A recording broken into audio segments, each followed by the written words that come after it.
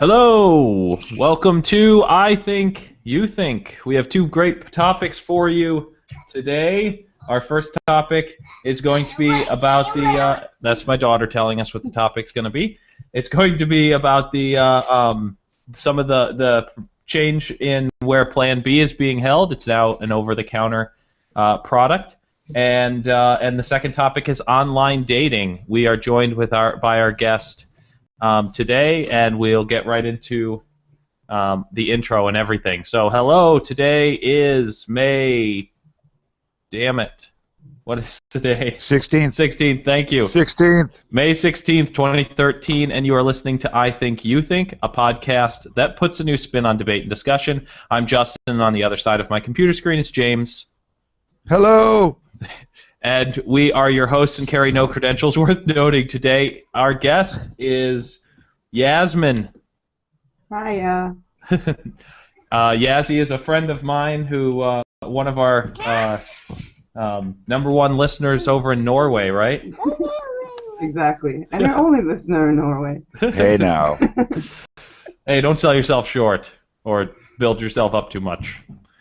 I Think You Think is a podcast that focuses on what we, your hosts, think, but also what you think. Too many times we spend debates and discussions talking past one another and not enough time trying to learn and understand why someone thinks what they think. This is what makes I Think You Think different, because we are focused on why people think the way that they do and why we think the way that we do, James. And I believe that the forum of ideas should be open to everyone, and everyone should have the opportunity to challenge or be challenged by ideas. We are not here to pass judgment, but merely discuss ideas and topics.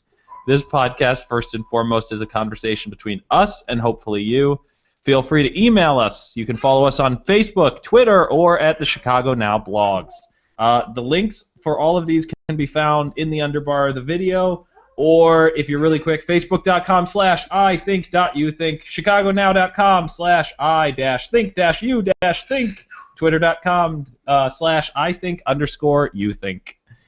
I Think You Think is produced by StolenArts Productions and is recorded live at Fisher International Studios. We are doing a super early, well, I guess it's super early, 8 o'clock in the morning broadcast because Yazzie, our listener over in Norway, who is our guest today, it's like in the afternoon for you. Yep. So, I've been up for hours. So we are here. I've been up for an hour. Yeah, I've been up for 20 minutes. Just long enough to get this thing going. Yeah. All right, so we're going to dive right into it, and I feel entirely ill-prepared for everything. But, you know, that's not going to stop us from making fools out of ourselves. Nothing can. Nothing can. But before we get into it, James, do you want to tell us what kind of life-sapping things you have going on right now?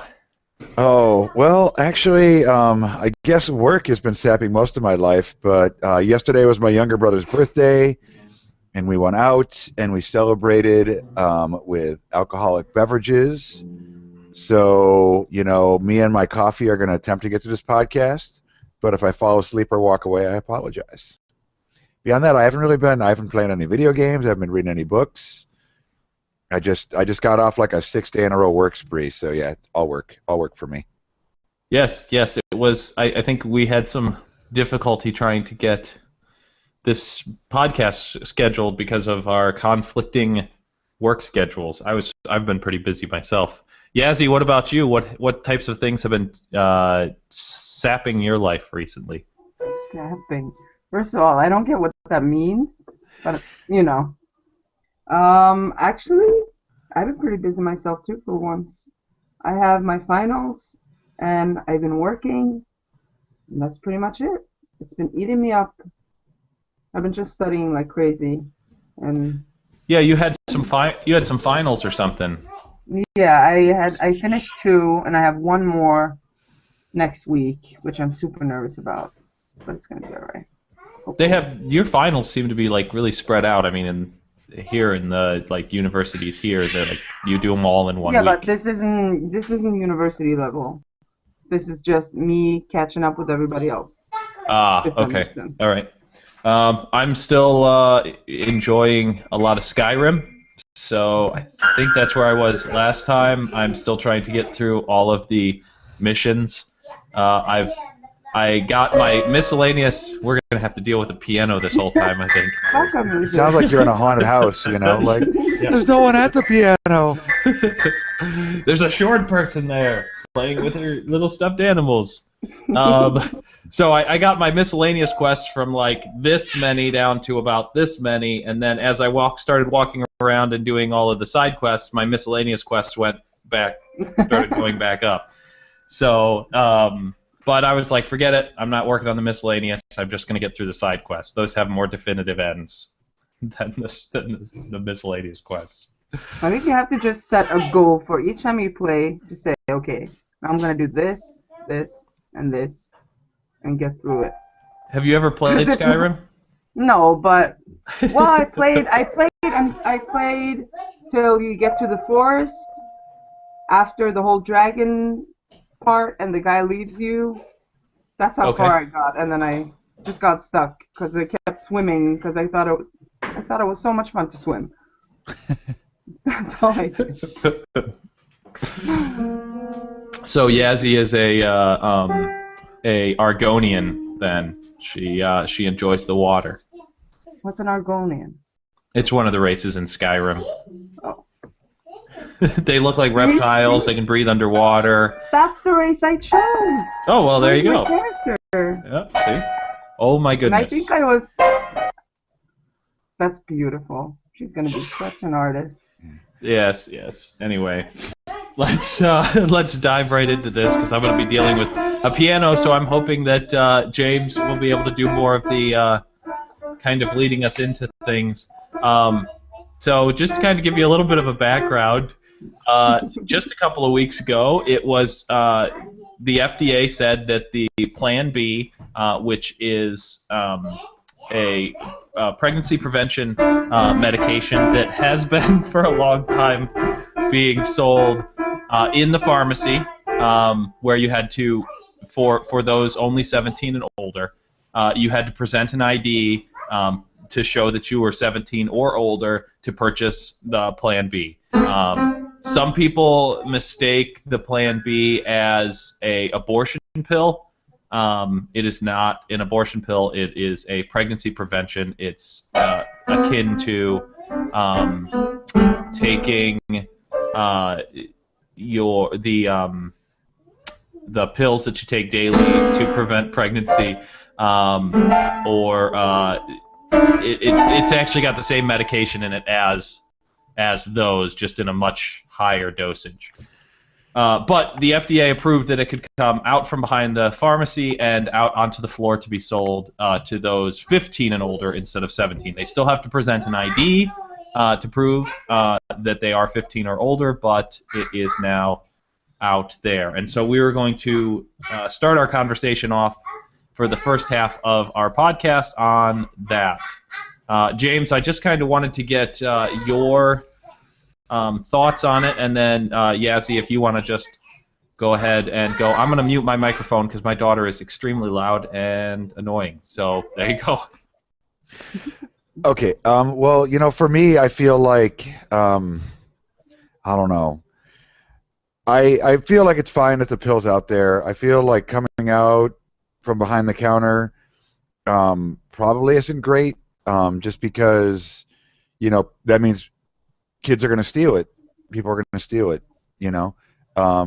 I feel like there needs to be more responsibility around the original actions, and that's what we really need to be teaching in general. But I mean, I think it's fine for it to be out there. 15 is a little scary. Out behind the counter is a little scary. Overall, though, I think the existence of the pill is fine. I think the sale of the pill is fine. I don't know. That's about all I got on. It's scary that they're too young or too old. Young. Right. Too young. Yeah. To be 15, to be addressing an issue like that basically on your own, being able to just go into whatever grocery store or drugstore and just pick up something like that, possibly steal it at a younger age. Mm. If it's out behind the counter, some, what do you got, like a 12-year-old, a 13-year-old, trying to stick it in their purse and, run out the door. Yeah.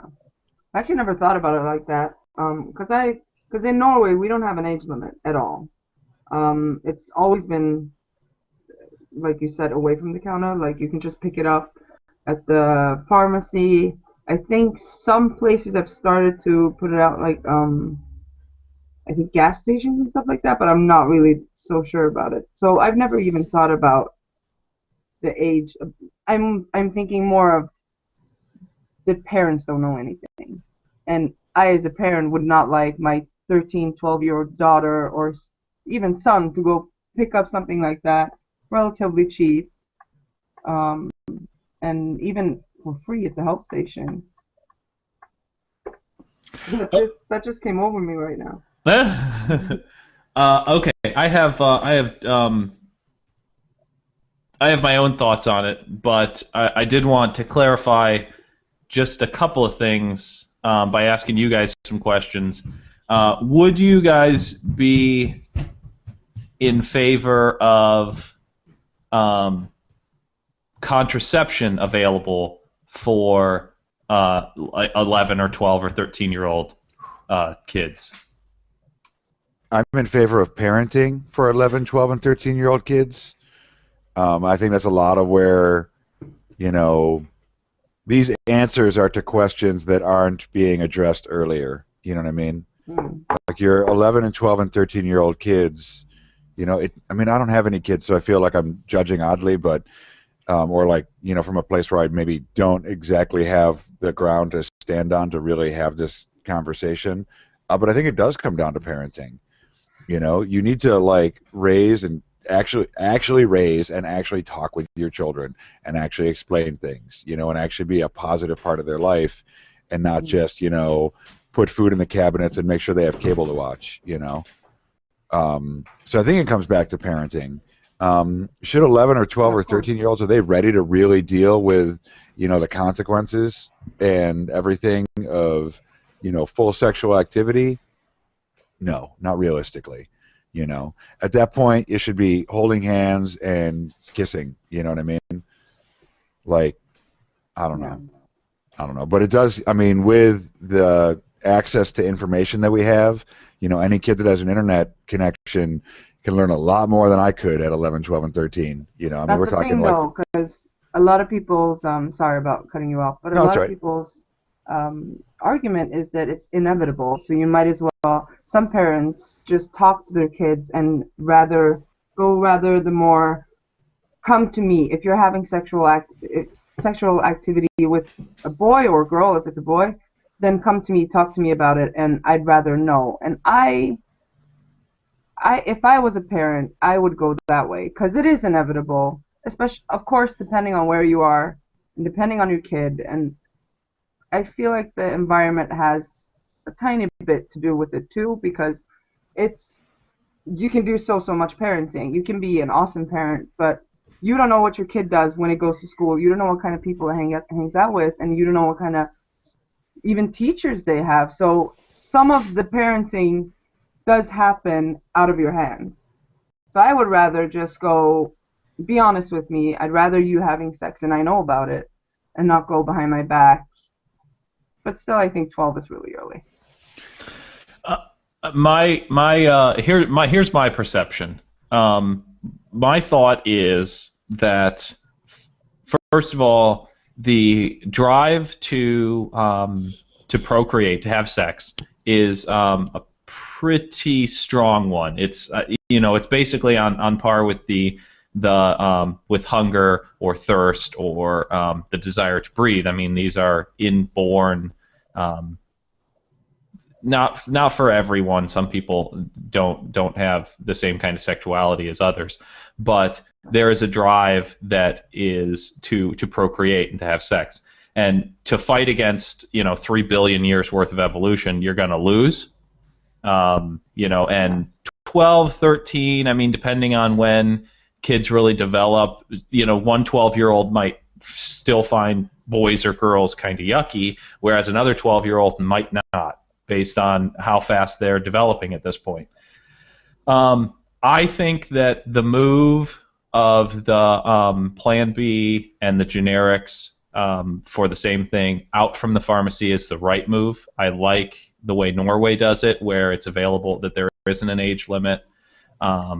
And the reason I like it, and I agree with both of you, that I think really the answer for whether it's Plan B and emergency contraception, pregnancy prevention, all of those things, and abortion and all of that is a more open and honest communication between adults or parents and children. I completely agree. However, I also recognize that there are lots of children out there who live in homes in which, one, either that communication doesn't take place, or the only communication that's happening is the parent to the child saying, you cannot have sex, you cannot get pregnant, and if you do, either we're going to make you raise that child, or you are going to be disowned from this family, or you're going to go to hell for doing that. And so it kind of gets into kind of a gray area between does the government have a right to tell parents, because there are some bad parents out there, okay, all of your children have access to this, because there are some bad parents out there in which the child actually fears for their financial or security or anything like that. They have to have access to this because they fear talking to their parents. I guess the way I see it is the government is trying to be more in the, or more specifically the FDA, I mean a branch of the government, is trying to be more in the realm of we're not interested in telling people how or they should or shouldn't raise their children. We're more interested in saying, here is an option that is available for as many people as possible, so that as many people as possible have the option to make the choice.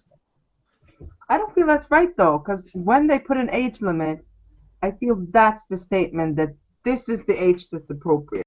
That's them basically saying this is how you should raise a child. Because how I see it, a 12-year-old, probably, I don't know in America, but in Norway, they go to the same school as a 13 or 14-year-old, and they have friends, and, you know, you can easily just contact a 15-year-old or a 16-year-old kid and go, can you go get this for me at the pharmacy? And that's going to happen if a 13-year-old has sexual intercourse and they need that pill. They're gonna, you know, somehow get a hold of it. So you might as well just remove the age limit and just don't say anything, because if you remove the age limit, you don't have a statement. You just say, you know what happens happens. We're humans. You can't control every single person in America. So we might as well not have an age limit. Because I think that's ridiculous.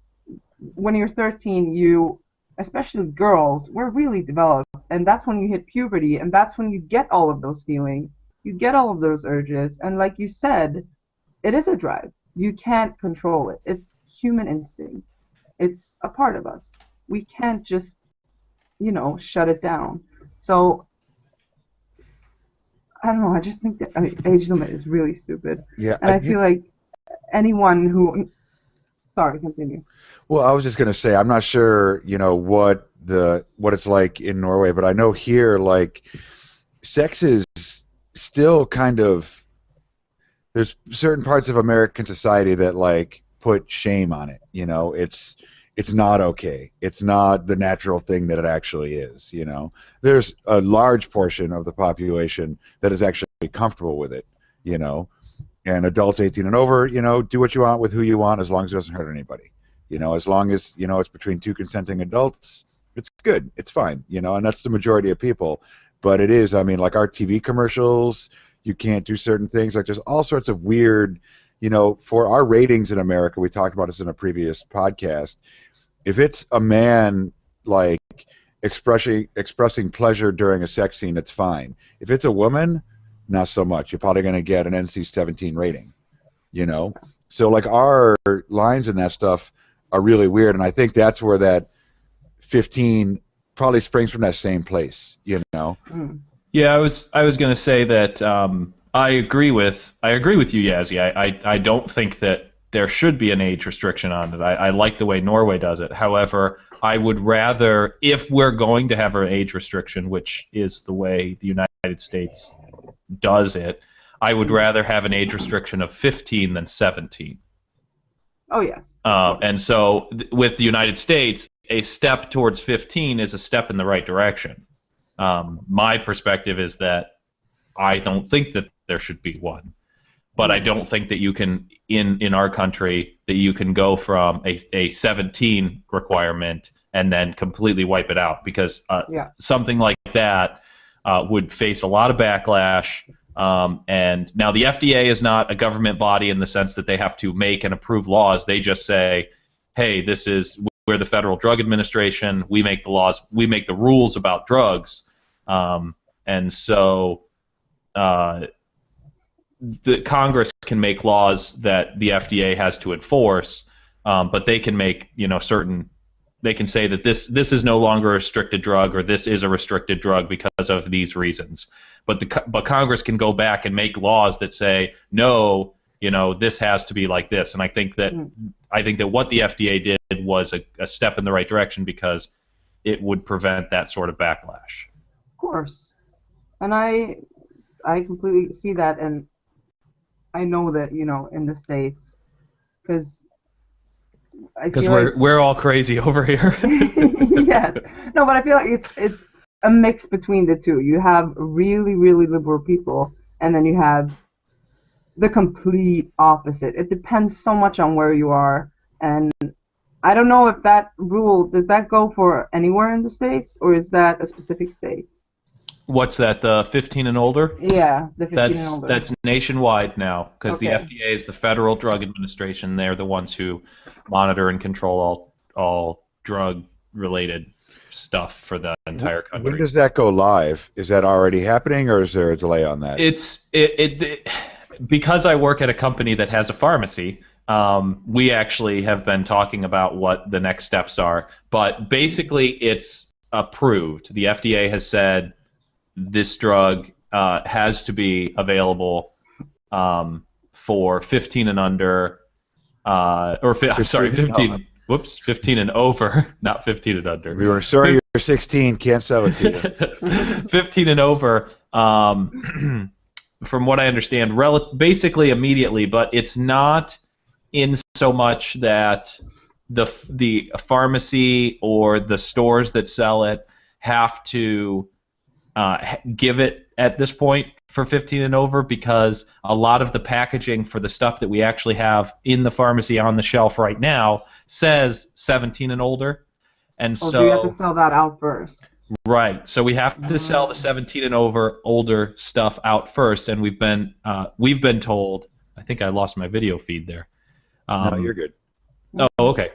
We've been told that we have to continue selling that stuff, that the new stuff will be coming in, and what's called a reset, where we have to change departments, will be coming down for our, I'm not sure if it's going to be in the pain sleep management aspect or the cough cold aspect. So I'm not sure where they're going to, oh, you know what, they'll probably put it over by like the condoms and the feminine hygiene stuff. Yeah, I was gonna say.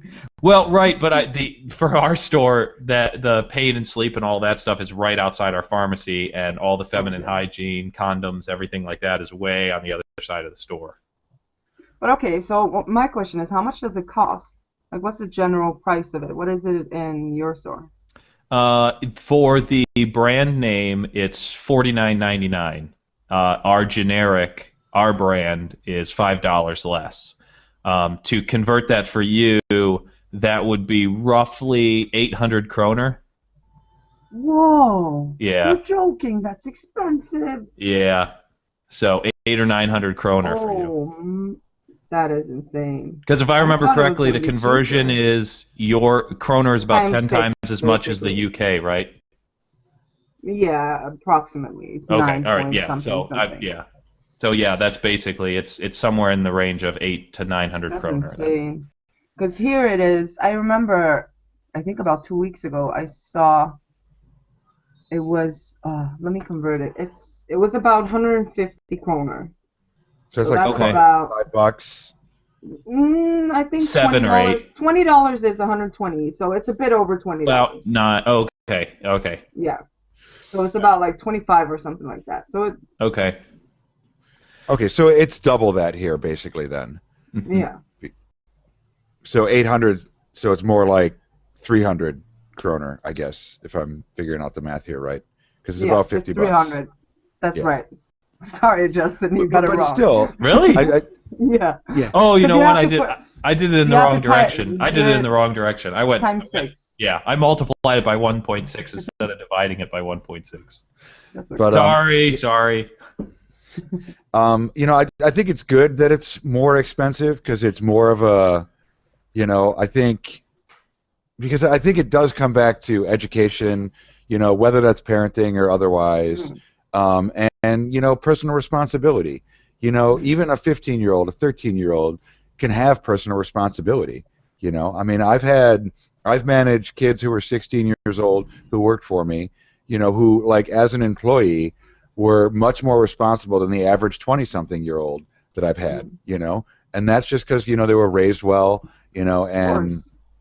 they knew, what it takes, and they are going to be successful for their life, when it comes to jobs, because when you have that, it's going to bring success, and that success is going to bring, it all adds in together to a successful life when you have that personal responsibility. But I think it shouldn't be cheap. It shouldn't be $5. It shouldn't be $10. It shouldn't be hey, I can do this tonight. It's just $5 tomorrow to fix it. You know what I mean? Yeah.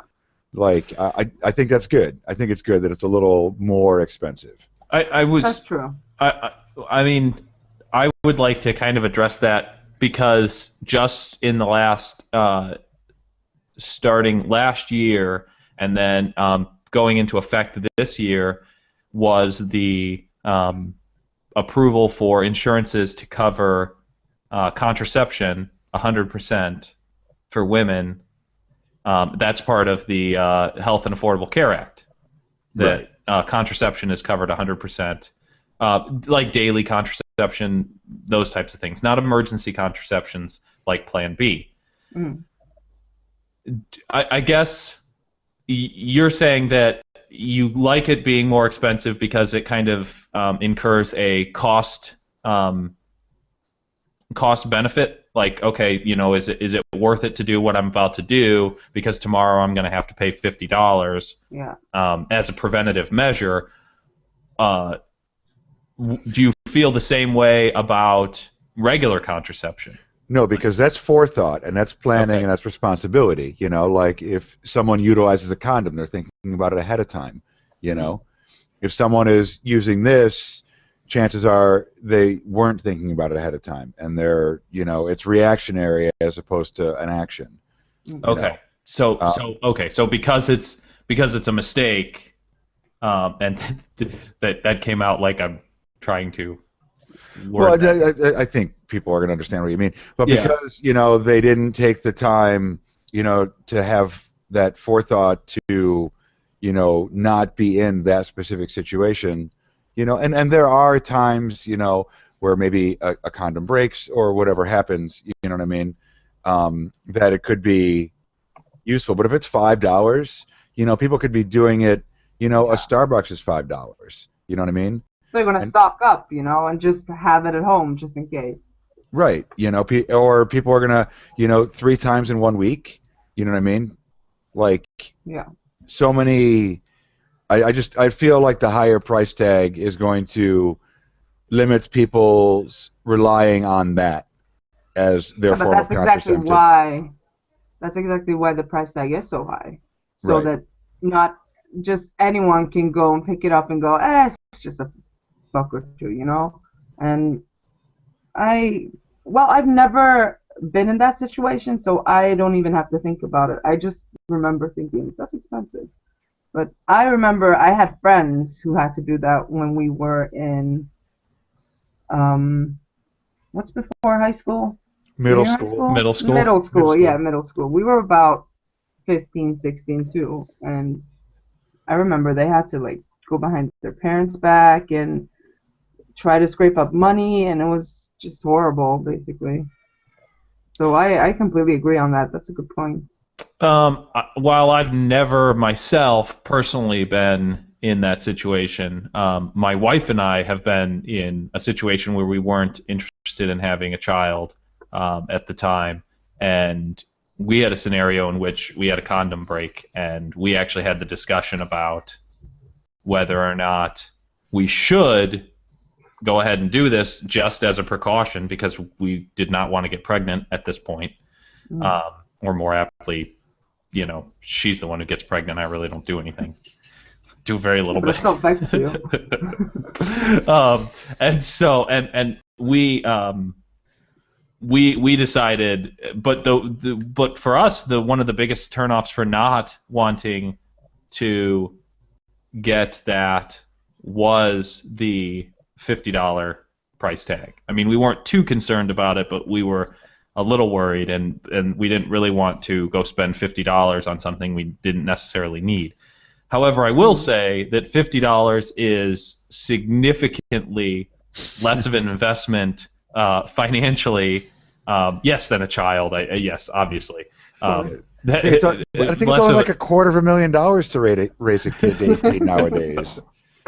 It's definitely a significantly less investment for $50 for the emergency contraception than raising a child. Yes, but it's even way less financially, emotionally of an investment than having to have an abortion.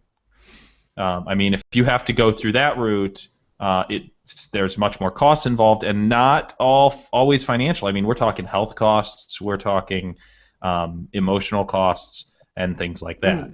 I've had friends that have had that situation where they made that decision to have that done, and it was the end of the relationship because the emotional thing that lives between them there, some people can't get past it, because it's rough, it's heavy. Of course. And that makes a lot of sense too, because I think that it's a situation where you can't really determine what you're gonna decide when you're in that situation until you're in that situation, because it's such an emotional thing. And I myself, I've said so many times, if I ever get pregnant, I just get an abortion, blah blah blah. It's very easy to say, but you don't really know until you're in that situation, because it's such a physical thing, and it's such a I mean, a lot of people do. Uh-oh. I wonder if we just lost her. Norway just lost internet? It is killing a child. You're breaking up a little bit. I don't know if you can hear us. You sort of froze up a little bit. Looks like I can hear you guys. Okay. It looks like you caught up now. It just locked up for a second, and you were. But you look good. Yeah, but having some internet problems the past week or so. I thought it was all of Norway because there's 15 or 20 of you there, or exactly. That's how many it is. But yeah, 20. We're all related. Following up with what you were saying, I think it is when you're not actually in the situation, but you're thinking about what you would do if you were.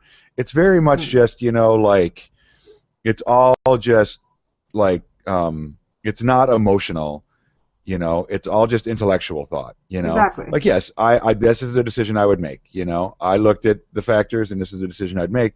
But once you're actually in the situation, whether you are, the woman who's actually pregnant or, the man, because I don't know what decision I would make. For me, if I was in that situation, I would leave it a lot towards the woman because I feel like the emotional consequences of that are more on the woman. And this could be an entire another podcast. But, I would follow up on whatever decision she made. But I don't know. If that situation came up, I might be even though I don't feel like I actually want children, I might that situation might trigger something in my brain, and I'm like, we're having this kid. If you don't want it, pop it out, I'll take it, Exactly, but because the thing is, it is human instinct. It's part of our blood. It's part of our body to want to have children, and it's very difficult when you're in a situation where the possibility of having a kid is right there. You might get new feelings that you haven't had before, where you go, okay, maybe I want this child. What if this is the one opportunity I ever get? And I feel like the emotional, of course, not as much as the woman, but I feel the male part has at least something to say about it too, because it's still it's your kid too. It's not just the woman. And I think we lost Justin, by the way. You did not. Oh, yeah. I was actually preparing here to do to kind of. I don't want to break up the conversation because I like where it's going, No, but I can't see you. I know. Yeah. I've gone to a screen share because I'm going to talk about our the person who made our. I will get you yogurt in a moment. Okay. All of our many graphics. That's Strava All of our many Max. graphics that you've seen was made by a wonderful graphic designer by the name of Jess. This is her and her family's jewelry website we talked about last time. So you know, I know their Mother's Day has now passed, but What if you forgot? What if you didn't get anything for your mother for Mother's Day? Strava Max.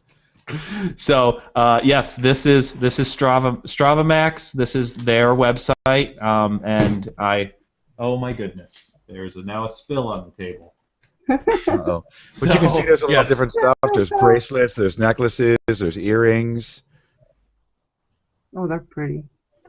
Yeah, I mean, at the very least, it's worth to even go through and look at what they've got. And their prices are extremely reasonable. My wife has bought several pieces of jewelry from them, and so you know, and they're nice stuff. They do good work, and she she does really good work on her graphics as well. True. It's StravaMax.com, right? It is, yes. STRAVAMAX.com. That is correct. STRAVA Max.com. So there we go. Post a link in the doobly-doop. What's that? Post a link in the doobly-doop in the thing. Yeah, I've been wanting to do it on I don't know what it's called. Is that a Norwegian word? Doobly-doop. No, it's not a word. I thought I was learning linguistics. No. That's another podcast. Oh, that's a good idea for a podcast. Rhiannon, please stop playing in the pop. Okay, so our next topic is online dating, and James, if you could kind of give us an intro while I clean up a spill. Well, you know, I think I didn't do research on this. I was just thinking about it right now. I would say over the past 10 years, you know, more specifically, but probably over the past like 15 to 20, I would guess, it's gotten more and more popular. You know, it seems like in a lot of ways the world is kind of not converting to that, but a lot of people are meeting through online dating where that wasn't an option before. You know, for me personally, I think it's a good addition. You know, it's a way, like, we have busier and busier lives. You know, we live farther and farther apart from one another. You know, I work, 50 hours a week.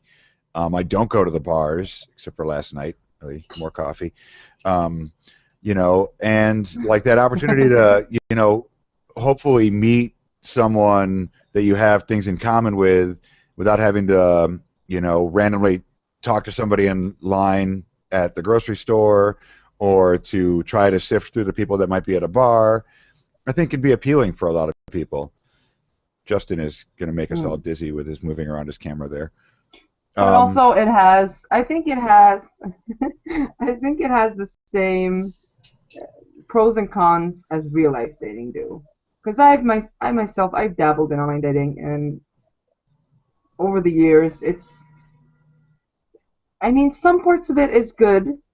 It's better than trying to date in the real world, because, that's just a whole nother discussion. But at the same time, it gets down to the whole... I feel like it's so impersonal. It's so impersonal, and it's so difficult to figure out who this person is by reading like their likes and dislikes. if that makes sense, I just feel like if you read someone's profile on Facebook, for example, you don't really determine who that person is, as opposed to when you meet them in real life and you get a certain first impression. But I feel like that also depends on the person, and I I think it's also really nice for people who can't go out.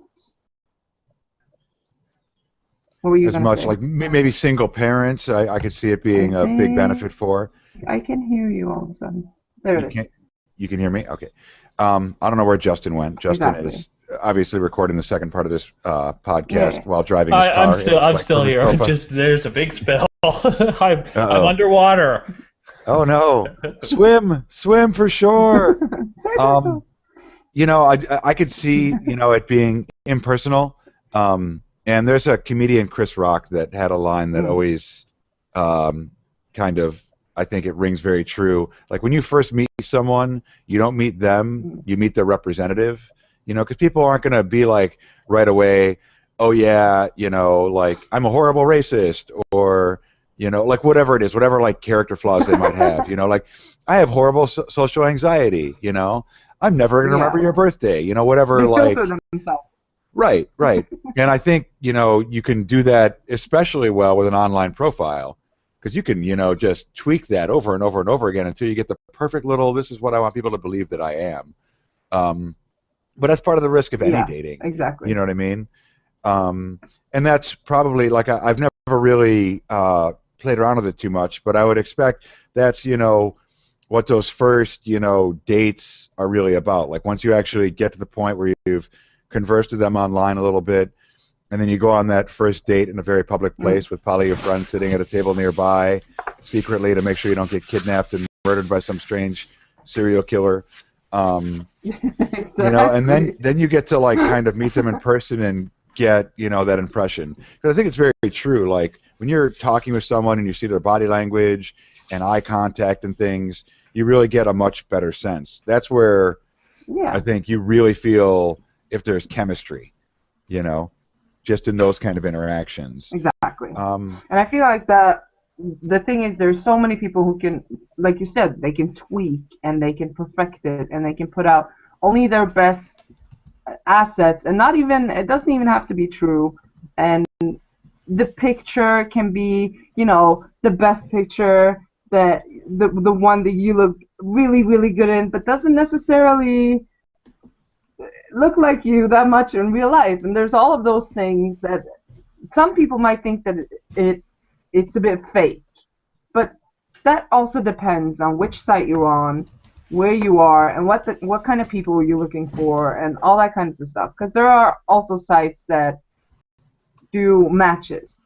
You put in, like, you answer like 100 questions about anything, and you can rate stuff 1 to 10, etc., and then they find your matches close to that. The problem about that is that the questions are really general. It's not a specific. It's more like, how much do you go out, and how much do you drink, how much porn do you watch, how often do you shower? Everybody's going to answer the same questions. Everybody's going to just say, they're just going to filter themselves. Are those the only 4 questions? No, but there might be a problem with that website. Those were the ones I could think of, but it's themed. Yeah. Well, the one I was in, I was at one. It's called sugar.no.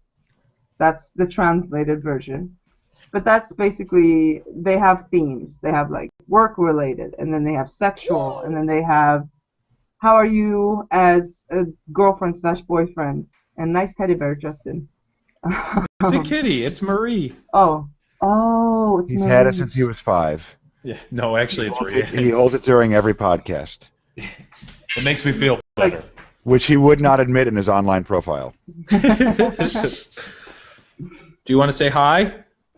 Tell him what you think about online dating. I love it. Boys have cooties. I think it's amazing. Statistics recently say that 1 in 10 relationships have started online. I don't know if that's true. I think that's on the So, Match. Dustin, what are your thoughts about online dating? Um, I have done online dating, but obviously it was a long time ago. I haven't done it recently. Married and such. At any They point had that back in the Stone Age? Yeah, nice. I'm not that old. No, Besides, James is that'd be older. me. Yeah. And so That's true. I remember going on a couple of dates with girls that I had met online, and it never felt like you would talk to this person and you'd be like, oh wow, I really like this person, and then I always felt like I would meet them and then they didn't ever seem like they were more. I liked the person that I had met online, but I really didn't like the person after I'd met them face to face. Now, granted, I was going to say some of the online dating sites have much more in-depth personality profiles, and so the idea behind those is that you can kind of tailor, if you answer the questions honestly. These aren't questions that people have access to, like that they can see. I mean, they might see questions like how many kids do you want or something like that. But in general, there's parts of the personality profile you answer, and it rates you based on those answers to where you are on this spectrum of personality types. And then there's other answers that you can give where people can actually see them, the actual answers. And so I had a friend of mine who her and I talk occasionally. We're pretty good friends, not great friends or anything, but we're decent friends. We talk and interact once in a while. And she was talking about how she had gotten on this online dating site, and she couldn't find any matches because she was an atheist. And because of some of the personality questions that she had answered, it didn't match her up with anybody. Or the people that it matched her up with weren't atheists; they were just less spiritual people. So as kind of a laugh, I was like, well, they're doing this free online dating profile thing for the weekend, so I was like, I'll get on there, I'll do mine, and we'll see how we match up. And so we did that, and I was like one of the only people that was showing up on hers, and so we thought that was funny because her and I are very similar.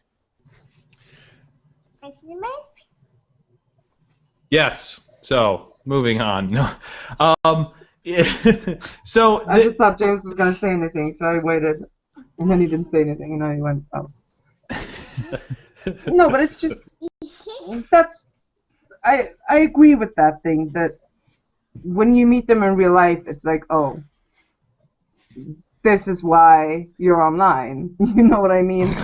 And you have to be careful because you were on there too. So it's like, oh, I see.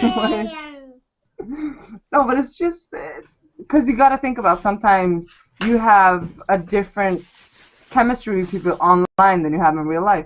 A good example is me and you, Justin, because Justin is not really good at online talking, like chatting and stuff. It's just bleh. I'm bored. But in real life, we get along.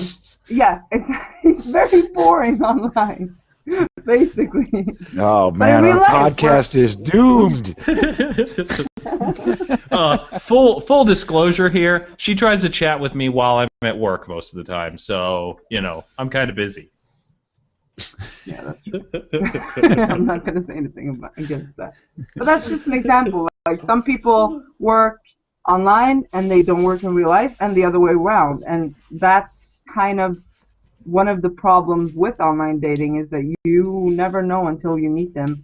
And if, let's say that you've been chatting to some guy or girl for the past 2 months or 3 months, and it's been going really well, and then you finally meet them, what if that goes down the drain?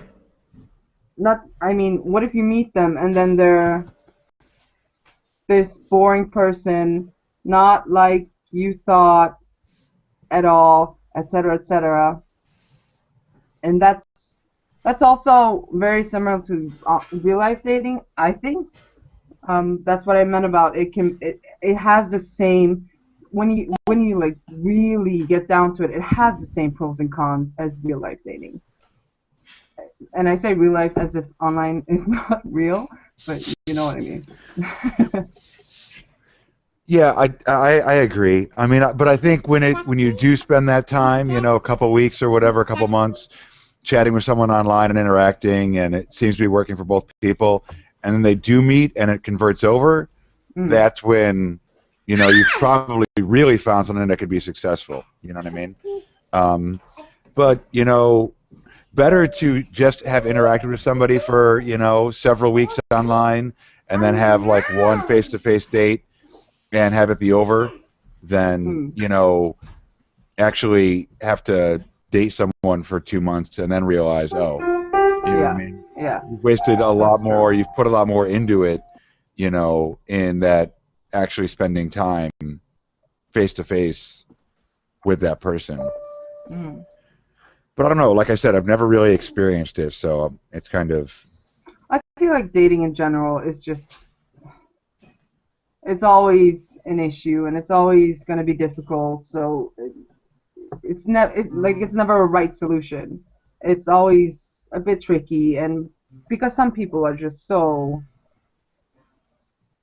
superficial, and they're not really honest about themselves, no matter where you are in life. If it's online, or if it's at the grocery store or whatever, people always filter themselves, and that's. Well, I kind of want to springboard off of the being honest thing. That kind of touched with me because I know one of the reasons that I was, I don't want to say one of the reasons I chose to marry my wife, like it was my choice only, but one of the reasons that I personally wanted to marry her, whatever her reasons were for wanting to marry me, not sure, but whatever one of the reasons why I wanted to marry her was because with all my past girlfriends, I always still felt like there was an aspect of me that when I was with them, I was still putting on some sort of a character or a caricature of who I was. I never felt like I was really truly myself with them. And I mean, this goes back to some girlfriends back when I was in high school and my first few years of college. You've locked up, Justin. Yeah. What was that? Yeah, Oh, no, never mind. You locked up for a second. Oh, okay. You're saying the first few years of college. Yeah, okay. So the first few years of college, some of the girlfriends that I'd had in high school and stuff like that, that's the way I felt, that I never was really myself. I remember only a couple of months into dating my wife, well, obviously she wasn't my wife at the time, but when I was before, there was a moment where I realized, I'm really being myself around her. This is how I act. I mean, this is how I think. I didn't feel the need to have to censor myself as much. And that was one of the reasons that I really wanted to marry her, was because I could be myself around her and not worry about it. And so I really like what you were saying about you meet this persona of somebody online, or even when you date them, if you go and meet them at a bar or whatever. Oh yeah. And they have this persona that they put forth, and it's really getting through that. I want to say that there was a psychologist out there that talks about that there's the person that everybody sees, and then there's the person that we truly are. But I couldn't tell you who it was or what the quote was or anything like that. So just there you go. I don't know. Sounds pretty familiar. I'd like to kind of change the topic just a little bit. I mean, we've got a few more minutes. To one of the things, I don't mind online dating. I don't mind the commercials or anything. I think that there is definitely a group of people out there that it is easier for them to meet new people and potentially find people that they might want to spend the rest of their lives with through online dating. But there's one thing that drives me crazy is ChristianMingle.com. Okay, I can't stand their commercials. And even I've seen their commercials. And here's the thing: it's not because I'm an atheist. Okay, if I was a Christian, and I actually have some Christian friends who hate those commercials, I just can't stand their tagline. What's their tagline? It's sometimes you have to wait for God, and sometimes God's telling you, or something to that effect. I'm gonna have to look it up now because it's basically they're saying that like God wants you to sign up for Christian Mingle. Right. And so yeah, I can't stand that dating website. Yeah, it's weird. Those commercials are odd. I feel like I want to join and then be like, no, I'm not really religious. Is that an option? Exactly my thought. That's what I've always thought. Is I want to join it and be like, oh, I'm an atheist. Yeah. I'd even go further than that. I'd go like, I'm a Satan worshiper. God, just like really, really provoke people. I just want to marry someone I can argue with all the time about our core issues. I believe in God, and God is Caesar. I believe in God, and God is me. I am God. Now I really just want to. I feel so tempted. ChristianMingle.com. That's the next one. It probably costs to join. Yeah. Oh yeah. Well, most online dating sites, it's free to sign up. They don't charge you for signing up. But if you actually want to interact with anybody else, send messages or anything like that, you have to actually pay. That's so ridiculous. So, Rhiannon, what do you think about online dating? At her age, boys have cooties, so. Yeah. Aww. I think we're roughly at about an hour at this point. So I think it's probably a good spot to sort of close up shop. I will say that we got up to a maximum of 5 viewers at one point. I was rather impressed. I think it was her. Where can you see the viewer thing? I can see it on mine. I don't know if you guys can, but so I'm pretty happy with that. Normally we only get 1 or 2. So 5 viewers. Woo! Yay! We're in the big time now. So thank from you. New York. Yeah. Thank you for all of you guys who joined us. Please feel free to like the video. We will post it on Facebook. I'm sorry we didn't post anything about this. It was a really early show. We didn't think anybody would be super interested in getting up this early with us or in sorry Yazzy's. about that, by the way. It's all right. My bad. But I want to personally thank Yazzie. Thank you, Yazzie, for coming on our show. Thank you for having me. Yeah, you are always, as with all of our guests, you are welcome to come back at any time. I might take over one of you guys' spot. Oh yeah, there we go. Well, since Justin has no online charisma at all, apparently. Yeah, sorry about that too. Also, can I just say, I don't think I have, but yay for me not swearing. Yeah, I always swear. Yeah. I haven't even. Fuck.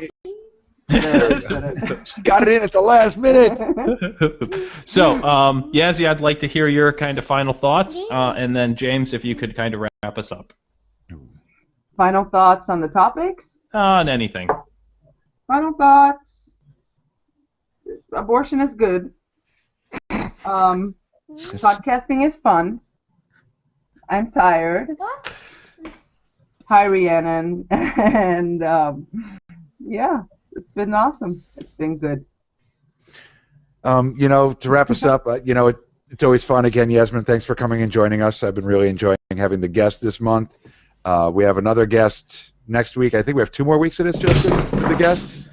We do have 2 more weeks of guests. Did you just drop your daughter on the floor? I actually dropped my cell phone, but Okay. daughter, cell phone, it's kind of a toss-up. No, we have 2 more weeks of guests. Lane will be joining us, I believe, for the last one. And next week is my wife, actually, will be on. She will be on to give her review of the new Star Trek movie that came on. And we will also be talking about, I believe, NASA and privatized space exploration. That is true. As always, it was fun. Early in the morning here after a late night last night, but I think did I fall asleep at all? Does anybody remember? I don't think I did. But yeah, it was fun. Interesting topics as always, and we will see you all, or you'll hear from us in about a week. All right.